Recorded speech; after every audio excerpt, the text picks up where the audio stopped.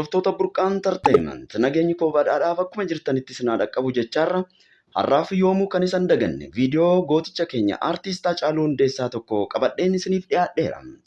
Viidiyoon kun haalatti qindaa'ee fi haalatti dhiyaate yoo jaalattan subscribe, like, share gochuun akkana jajjabeessitan isiniin hin jedha. Jajuun koo si malee jechuun koo waan si jaalluu fi waan si bareefi waan kiyya taateefi.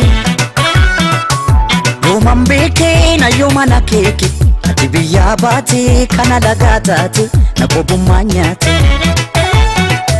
Si jajuun koo si malee jechuun waan si jaalluu fi waan si bareefi waan kiyya taateefi.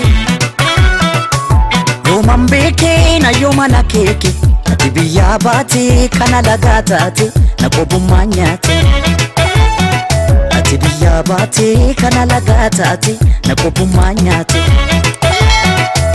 Siif toluun koo maaliif badii taate abdii koo gootee daakuu bishaan nyaate. Natti himee akkamitti ilaalte natti hin tolle erga biyyaa baatee. Maal badiin koo maalumaaf na miite adeemsi baatee natti guyyaan dhiite. Maal badiin koo maalumaaf na miite adeemsi baatee natti guyyaan dhiite.